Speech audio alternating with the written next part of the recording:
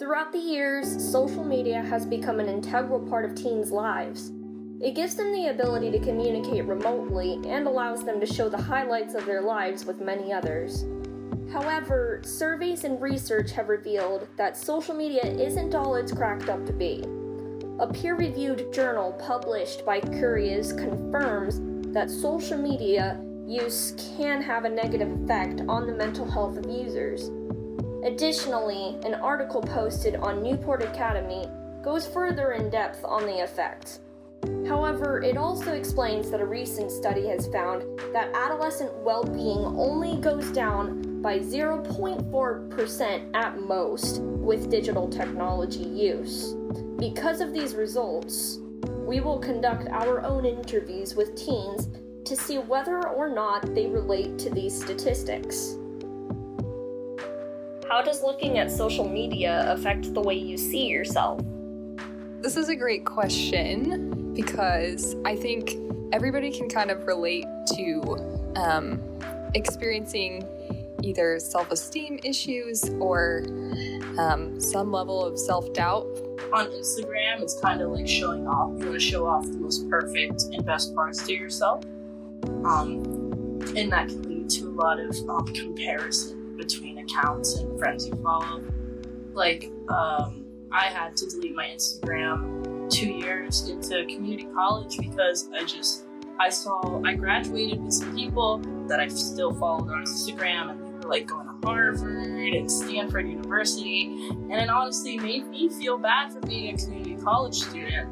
I see these girls my age, and to me, they look so pretty, and they're always doing these amazing things like going to the Bahamas or a night at the prom or just doing crazy things every teenager seems like they're doing. And then I look at my life and I feel like I don't look as half as pretty as they do. I don't feel like I'm doing half as exciting things they are, and I feel like I'm kind of wasting my life. I actually feel that social media validates me and my identity as a person because of the representation social media has. It's very hard to see other people who are queer like me in the media, whether it's television shows or movies. So being able to look on social media, being able to have those feeds and seeing people who are living as themselves in a way very similar to how I will live my life, it makes me feel validated and more secure in who I am as a person. I can understand some of the difficulties when it comes to looking at the different body types. I also am not very well represented when it comes to seeing other plus size women on social media. And because I am secure in my body type and I love my body, it affects me very differently, but I can see where the negative effects may lie in the lack of representation, but also the benefits of representation that social media has as a whole. It really affects my body image, my self-esteem, because you're just scrolling through everybody's highlight reel, and I don't think it does anybody's self-esteem good. Easily, someone can go into just focusing on what the media is saying about them so easily because of how like technology is always evolving nowadays, and like how it's just so easily to get into that circle of what people think, and then you go with depression and all that stuff because you're just so like focused on what others are thinking about you on social media and your friends, peers, families, instead of just focusing on yourself. Next question. Do you think there's a difference between who you are online versus in real life? I don't think so. No, heck yeah. I like to keep it real. I try not to be like any different on both platforms. I definitely want to try to still be myself on in person and social media, and I haven't really noticed myself changing on either one. But I can see how like it's really easily for other people to change like who they are on social media just because it's easier. I mean, people are creating like fake pages, becoming like catfish, and just faking who they are because it's easier to get away with it rather than in person. But I definitely don't want to be like one of those people that changes who I am. I definitely want to be like true to myself. If anything, I get more shy online because I'm afraid of strangers, and I know, especially for other people, it's easier to be not as nice and easier to be mean to other strangers on the internet. So I'm very scared of interacting with other folks, just because I feel like they're more likely to be rude and comment on things that are offensive. And especially that's why I don't post pictures or anything online, because I'm so afraid of someone just criticizing my appearance from not knowing me, and I don't really feel like being judged in that way.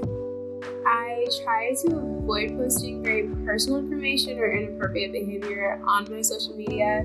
As a marketing major, I just believe social media is a branding tool, and it's used by many to identify others. Online is what you want people to see. You don't want people to see everything wrong about you, any flaw, anything that could deter people away. So you basically put this mask of a fake person online. It's what you want people to see. You create this new person out of yourself and just erase every flaw about you. And that's kind of the scary part, is you can never really tell who, like, if that's a real person, if that's the real person or not. Well, in real life, there's no filter, there's nothing fake, it's all out there, and you can't hide from it no matter how hard you try. You have to be honest at some point. But, I mean, there have been times, I think, when I have tried to, I guess,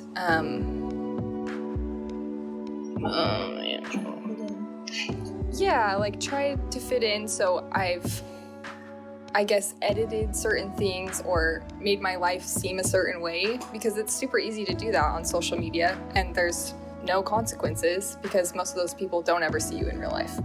But I know from other people, it's basically like almost two personalities. Like one time on online, you can be super nice and friendly, but in real life, you're just a jerk. Do you feel you interact more with people online rather than in real life? Like, right now or in general? Because right now, definitely a lot more online interaction. But I guess I was more prone to interacting online before as well.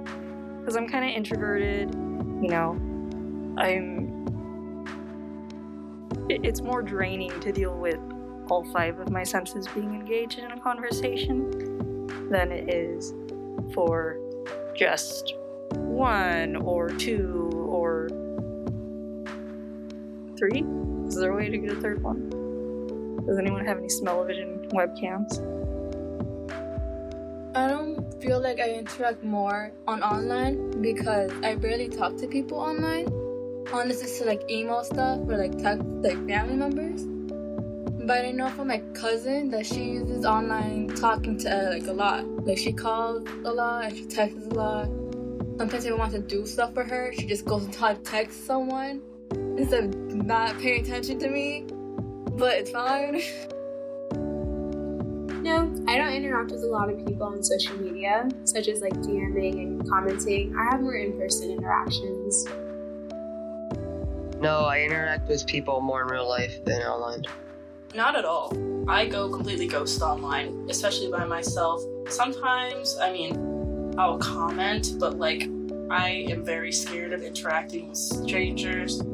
Connections are everything. Then online, it takes a lot longer to know how someone talks, or if they're being sarcastic, or if I can get along with them well. How much does the number of likes and positive comments affect your happiness? I don't think I find my happiness like dependent on the amount of impressions that I receive in my posts, but it does feel nice to be complimented and hearing positive things from other people, like my friends. It depends on what kind of post I am posting on social media. Content I'm posting on social media. If I worked really hard, like, I want to show off, like, a cosplay prop that I was doing, or like a really funny joke that I've been like trying to think about how to perfectly execute all day. If I don't get the likes, yeah, I'm gonna feel pretty bad, you know? Like the amount of likes and positive comments show like how many people want to know about my life and how many people actually care. Well, I don't post anything online, not anymore. I'm an artist, so I kind of did years ago for a bit on one of my art accounts for drawings I did, and the positive feedback was always really nice. I think the number of likes and positive comments, depending on what social media it is, can affect someone greatly. You see often with people that bring themselves down, depending on like negative comments on YouTube and things not doing well. So I think initially they beat themselves up for it. I think it's definitely a morale boost seeing people give you likes and nice comments about your work, at least for me. It makes me happy to see people like what I'm doing. It makes me want to improve on my work and get better so then even more people will like it. And like, of course, there's the occasional negative Nancy's in the comments trying to bring you down. But the good comments that outnumber the bad ones always make me feel better because I know someone out there thinks my work is good.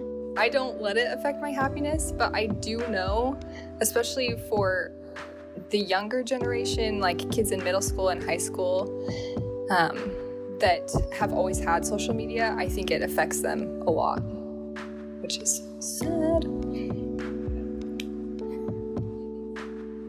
Do you think that social media needs to change? Not at all. I don't think there's a way to change it. I don't know how we would go about changing social media. I believe social media is what you make it. I don't think social media should change, but the people on social media should change. Because sometimes people on social media just want to judge you for stuff that you can't really do about it. I think certain social medias need to change. I know YouTube used to be kind of a free reign to let people express their ideas, and I think that was a good thing, but it's also good to lock it down so there's not cyberbullying, so you need a good medium between both. And I think it's good to have these new apps like TikTok where people feel like they can express themselves, but it can have negative aspects of just kind of taking over people's lives or having people destroy their lives because of it. I think if they were to make changes to it, it would be less fun, which I know is not the best way to look at it, but I think social media thrives and is enjoyable to a lot of Americans, especially because of the drama, the chaos, the turmoil. Because sometimes people on social media just want to judge you for stuff that you can't really do about it. So it's kind of stupid. Like, yeah. Yeah, it's really dumb. Like, this celebrity did this thing, but it's like, it's dumb. It's popcorn material. It's something that we can turn our minds off and look at and, like, kind of forget about how awful the world is right now. And I think changing that would make it less entertaining and it would make people use it less. And honestly, I just think we as Americans thrive off the chaos that it provides us. But maybe putting some more restrictions on it, or like actually enforcing the restrictions we have.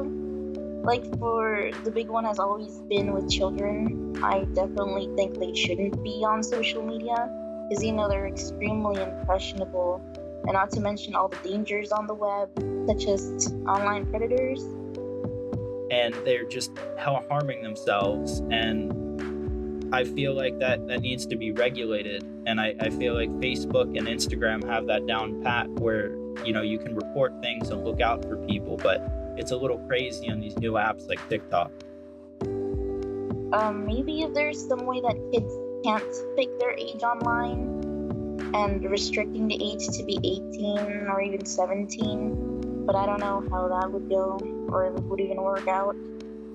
Yeah, it probably does need to change. I just don't know how, because, I mean, I don't really trust anyone over the age of 35 to decide that appropriately. I mean, we all saw how Pupa thing went. Social media has brought us closer together than any other medium in human history, but it has also divided us to be postured and judged by our peers. Even with all of its positive implications, social media can have serious harming effects on the human psyche. Teens and younger age groups have it the worst since they've grown up with it. And even though it is apparent that many of our interviews have come to this conclusion, they were also unsure how one can regulate social media, or even if we should.